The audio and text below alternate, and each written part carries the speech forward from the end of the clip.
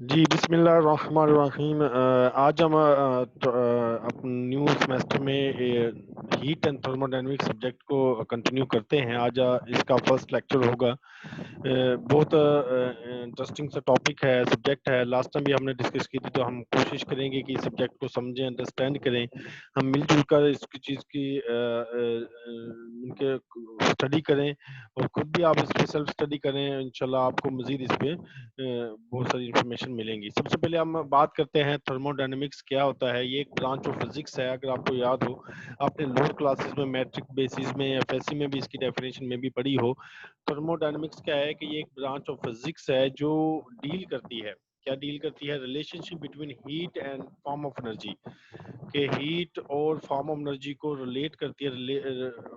उसको रिलेशनशिप है। In particular it describes how thermal energy is converted to and form other forms of energy and how it affect matter. It means के thermodynamics क्या क्या चीजें deal करती है। एक पॉइंट तो ये हो गया कि ये रिलेशनशिप है किसके दरमियान, हीट और एनर्जी के दरमियान, इनके अदर फॉर्म ऑफ एनर्जी जो है उसके दरमियान रिलेशन क्रिएट करती है। उसके बाद मजीद इसमें क्या है कि कन्वर्टिंग हाउ, मीन के इसमें ये भी है how thermal energy converted to and form other forms of energy and how it affect matters, mean के ये एक फॉर्म से दूसरी फॉर्म में कैसे तब्दील होती है और ये मैटर्स को कैसे अफेक्ट करती है। देखिए, अब आपने थोड़ी सी अगर प्रीवियस स्टोरी की तरफ जाएं तो सिंपल एक मैटर की डिफरेंट स्टेट्स होती हैं। अगर आपको याद हो कि मैटर की हमने डिफरेंट स्टेट को डिस्कस किया था, जैसे इसमें सॉलिड होता है, सॉलिड है, लिक्विड है, ठीक है, और इस तरह लिक्विड गैस, ये तीन तरह के मैटर होते हैं। मतलब डिफरेंट बेसिक ये हैं, सॉलिड है, लिक्विड है और गैस है। तो ये मैटर इसी इसी में ही हम डिस्कस करेंगे कि ये जो एनर्जी या हीट है ये एक दूसरे से कैसे ट्रांसफर होती है, कैसे कन्वर्ट होती है, इसको हम डिस्कस करेंगे। इसकी थोड़ी सी हिस्ट्री भी इसमें बयान की गई है कि आइंस्टाइन ने इस चीज को एक्सप्लेन किया। एक वर्ड आपने लोअर क्लास में यूज किया होगा, ब्रोनियन मोशन। अगर आपको याद हो, ये वर्ड आपने डेफिनेशन में पढ़ी होगी। ब्रोनियन मोशन क्या होती है कि यो random motion of the molecules in a liquid. अगर आप देखें कि लिक्विड, एक बाउल में आप अगर लिक्विड लें, लिक्विड के अंदर अगर आप वाटर लें, उसके अंदर आप इंक डालें या कोई कलरफुल कोई चीज डालें, तो आप उसकी मोशन को ऑब्जर्व कर सकते हैं। उसकी मोशन क्या है, वो उसकी मोशन रैंडम होती है। तो that random motion of the molecules is called Brownian motion. इसको आइंस्टाइन ने एक्सप्लेन किया था। तो ये इसमें थोड़ी सी इसकी हिस्ट्री है, तो आप इधर से आप इसको रिव्यू कर लीजिएगा कि थर्मोडायनेमिक्स की हिस्ट्री क्या है। थोड़ा सा आपको इसके बारे में भी हाउ नाउ होनी चाहिए। तो ये जस्ट एक लिटिल सा टच था कि थर्मोडायनेमिक एक ब्रांच ऑफ फिजिक्स है, वो हीट और एनर्जी के दरमियान रिलेशन को डील करती है। और उसके बाद कन्वर्जन, मीन के अदर फॉर्म ऑफ एनर्जी जैसे कन्वर्ट होती है, और या एक मैटर से दूसरे मैटर में एनर्जी ट्रांसफर होती है, मैटर में एनर्जी कैसे होती है। तो ये तमाम चीजें जो डिस्कस की जाती हैं इसमें होती हैं। देखिए, एटम जो है कंपोज ऑफ पार्टिकल है, पार्टिकल्स में डिफरेंट एटम्स हैं। एटम्स ये क्या है, इसकी डेफिनेशन अगर आपको याद हो कि आपने लोअर क्लास में पढ़ा कि स्मॉलेस्ट पार्टिकल है, जो जिस अगर सिंपल बोर ने जो एक्सप्लेन किया है कि स्मॉलर पार्टिकल होता है जिसके सेंटर में न्यूक्लियस है, उसके सराउंडिंग में क्या होते हैं, उसके इलेक्ट्रॉन्स रिवॉल्व कर रहे होते हैं उसके ऑर्बिट्स के अंदर। उनके फर्स्ट में 2 होते हैं, आगे नेक्स्ट इसके ऑर्बिट में इलेक्ट्रॉन्स रिवॉल्व करते हैं, जबकि इसके न्यूक्लियस के अंदर प्रोटॉन्स होते हैं, न्यूट्रॉन्स होते हैं, और भी डिफरेंट पार्टिकल्स हैं इसमें मौजूद होते हैं। तो ये एक सिंपल सा एटम का स्ट्रक्चर है, विच मींस कि मैटर जो है कंपोज ऑफ पार्टिकल्स, और स्मॉलेस्ट पार्टिकल जो है वो एटम है, तो एटम से मिलकर बना हुआ है। थर्मोडायनेमिक्स जो है इन चीजों को डील करेगी, इस चीज को हम समझने की कोशिश करेंगे। आगे इसका फर्स्ट जो टॉपिक है, अगर आप इसको देखें, इसका फर्स्ट जो चैप्टर है वो जो है वो टेम्परेचर के बारे में है। पहले इसकी कुछ आउटलाइन मैं आपको डिस्कस करता हूँ। आज हम इस टॉपिक में डिस्कस क्या क्या करेंगे। इसमें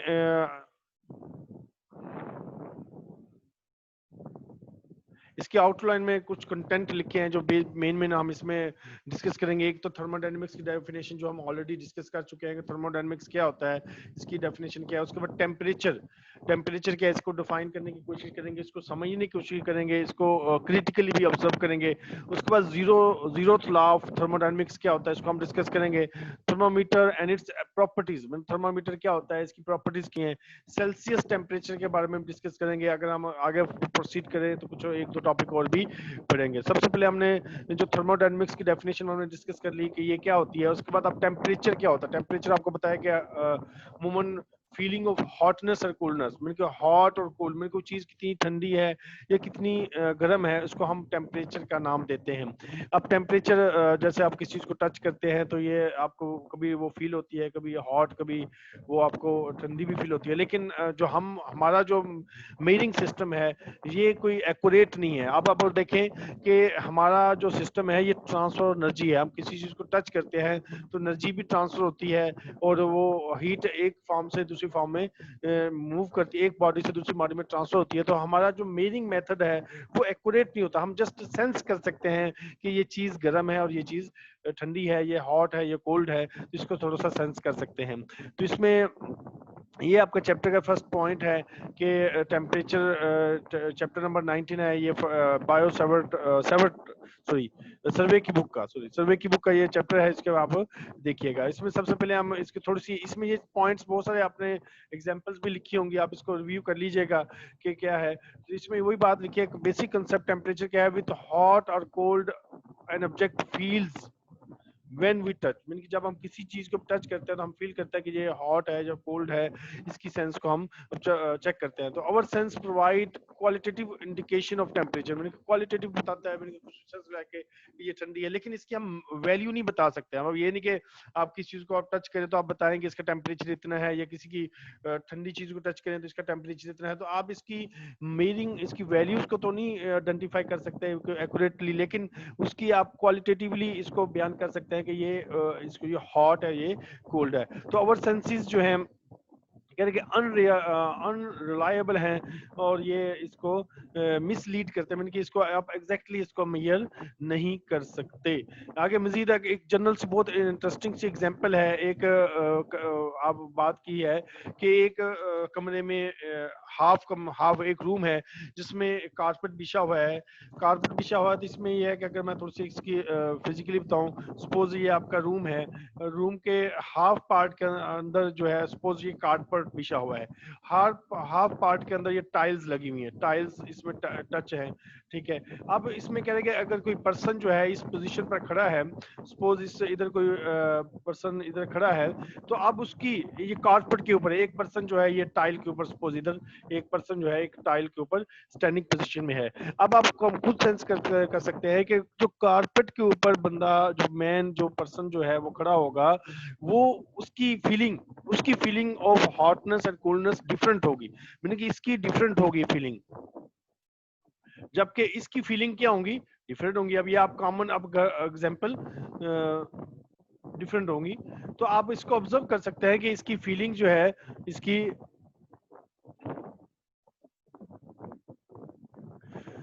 तो इसकी फीलिंग डिफरेंट होंगी, इसकी फीलिंग ये जो है डिफरेंट होंगी। क्यों डिफरेंट होंगी, डेफिनेट बात है। अब इधर से आप समझ सकते हैं कि ये कारपेट की होने की वजह से आपको टेम्परेचर कम फील हो रहा है, जबकि इधर जो सिरेमिक है इसके अंदर टाइल जो लगी हुई है, इसकी वजह से टेम्परेचर आपको ज्यादा फील हो रहा है।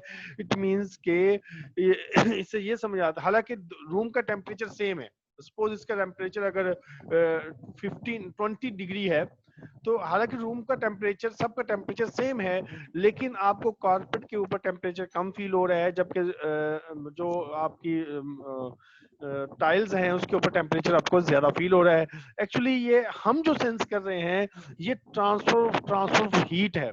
अब देखिए, जब हम कारपेट के ऊपर खड़े होते हैं तो ट्रांसफर ऑफ हीट जो है वो स्लो होता है, जबकि हम जब टाइल के ऊपर होते हैं तो ट्रांसफर ऑफ हीट ग्रेटर होता है। तो क्योंकि हीट इधर ग्रेटर से ट्रांसफर हो रही होती है तो हमें फील होता है कि इधर क्या है, ये ठंडी है, जबकि इधर ट्रांसफर ऑफ हीट जो है वो स्लो हो जाता है, तो इसलिए हम कहते हैं कि ये इतनी ठंडी नहीं है। तो हमें कोल्डनेस का फीलिंग जो है वो बहुत, या हॉटनेस की फीलिंग जो है वो बहुत कम होती है। तो यही मेन रीजन होती है कि हम सही तरह जज नहीं कर सकते कि ये कितनी हॉट है कि या कितनी कोल्ड है, तो क्योंकि हम जो जज कर रहे हैं वो ऑन ट्रांसफर ऑफ हीट होता है, यानी कि वो बॉडी कितनी हीट को ट्रांसफर कर रही है, इस बेस पर हम इसको जज कर रहे होते हैं कि ये चीजें क्या है। तो ये इसमें ये सारी स्टोरी जो मैं आपको ओरली एक्सप्लेन की है, इसमें किसी ना किसी वर्ड के ऊपर किसी ना किसी बुनियाद पर ये लिखी हुई है, तो इसको आप इस इधर से रीड आउट कर सकते हैं। इसमें उम्मीद है कि आपको ये पॉइंट क्लियर हो गया होगा।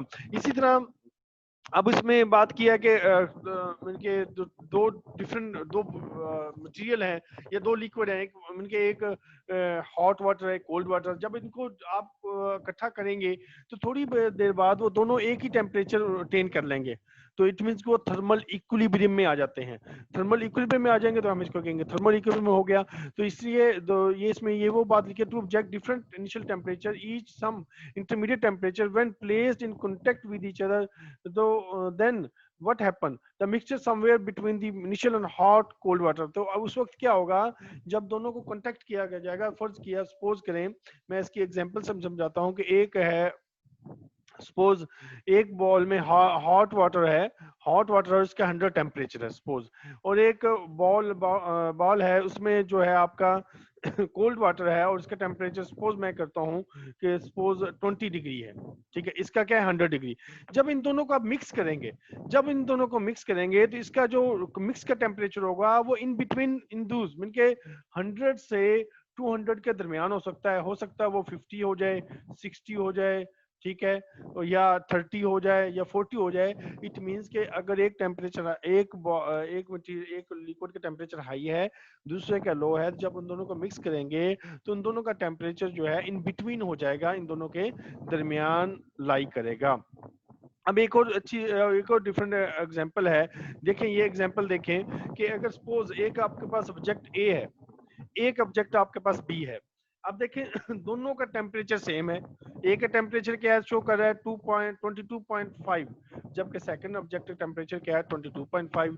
लेकिन जब इनको आप थर्मल कॉन्टेक्ट में करेंगे, यानी कि जब इनको आपस में कनेक्ट करेंगे, तो क्या इसमें कोई एक्सचेंज ऑफ हीट होगी? कॉमन सेंस है, नहीं होगी। कि जब दोनों का टेम्परेचर सेम है तो हीट ट्रांसफर नहीं होगी। तो यही बात इधर लिखी हुई है, no energy will be exchange between A and B when they are placed in thermal contact with each other, कि कोई भी हीट ट्रांसफर नहीं होगी जब दोनों इन कंटेंट होगी। जब कब हीट ट्रांसफर नहीं होगी?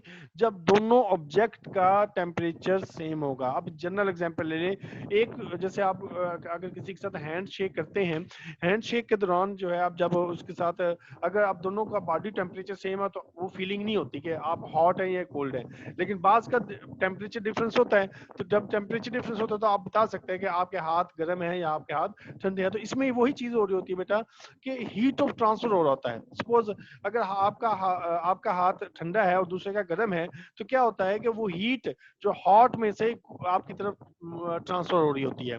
तो ये एक्चुअली हम जो सेंस कर रहे होते हैं ये ट्रांसफर ऑफ हीट होता है, ना कि हम कोई चीज मेजर कर सकते हैं।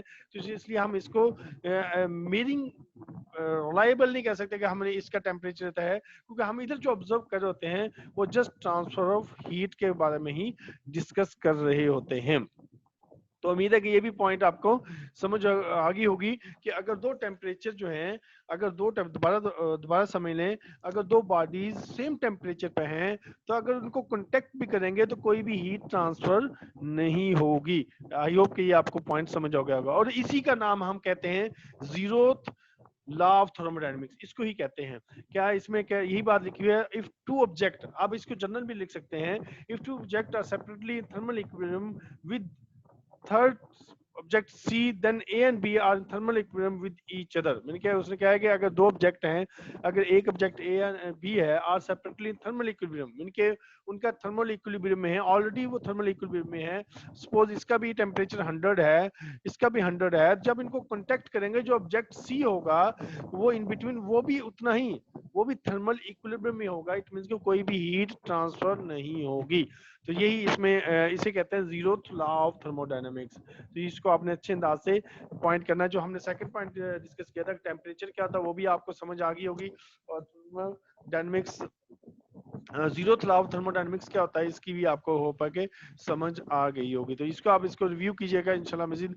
इसमें आपको इसको आप टॉपिक को बुक को रीड करेंगे तो आप इसको फर्दर कोई और भी बुक आप रीड कर सकते हैं, तो इसको भी रीड करेंगे मजीद कंसेप्ट क्लियर होंगे। आगे अब प्रॉब्लम होती है कि आप टेम्परेचर को मेजर कैसे करना है। मेजरमेंट की तरफ आते हैं तो मेजरमेंट के लिए जो इंस्ट्रूमेंट यूज किया था बेसिक वो थर्मामीटर्स होते हैं। आपने अमूमन अक्सर घरों में भी होते हैं, आप हॉस्पिटल्स में जाते हैं तो उधर भी मौजूद होते हैं। तो अब तो डिफरेंट थर्मामीटर आ गए हैं, लेजर भी है और उसमें मर्करी थर्मामीटर होता है, अल्कोहल थर्मामीटर होता है, डिफरेंट टाइप के थर्मामीटर होते हैं।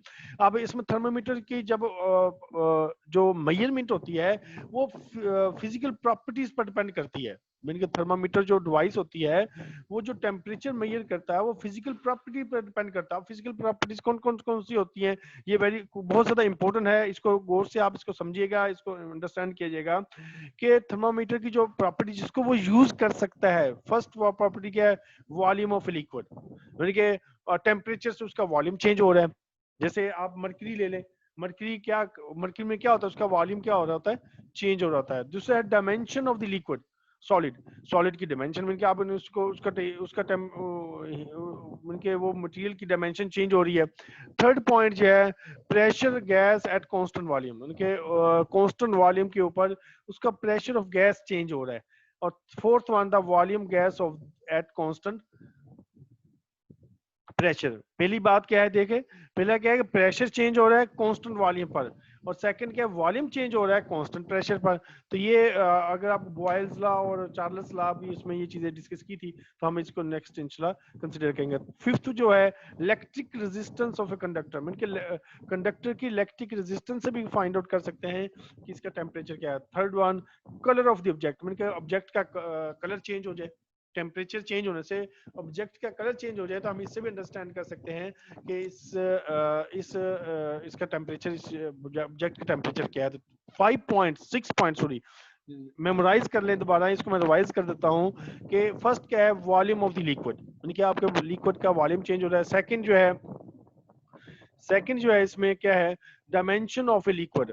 और थर्ड जो है क्या है, प्रेशर गैस एट कांस्टेंट, के कांस्टेंट वॉल्यूम कांस्टेंट रहेगा लेकिन प्रेशर चेंज होगा। फोर्थ वन जो है इसमें क्या होगा, प्रेशर कांस्टेंट रहेगा, वॉल्यूम चेंज होगा।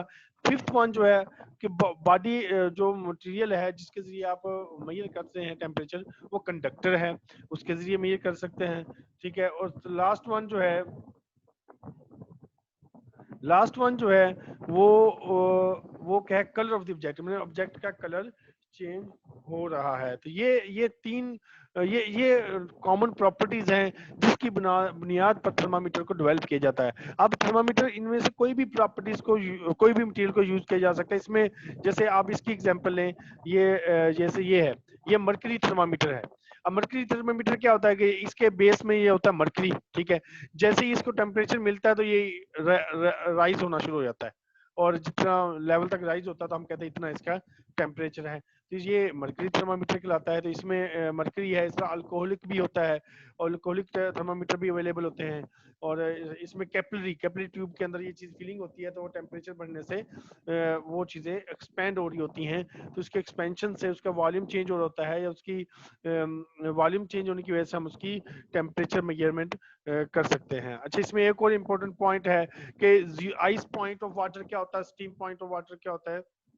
इसमें देखें कि इसमें जो टेम्परेचर मेजर करने का जो स्केल है, उसको फर्स्ट जो स्केल, बेसिक स्केल जो है, जिसको फंडामेंटल भी कहते हैं, उसको सेल्सियस टेम्परेचर का स्केल कहते हैं। तो इसमें क्या, this mixture is defined have two temperature 0 degree Celsius which is written as 0 degree. अब इसमें कह रहे हैं कि इसको थोड़ा सा मैं प्रीवियस स्लाइड की तरफ जाता हूँ, इसमें क्या डिफाइन किया गया है।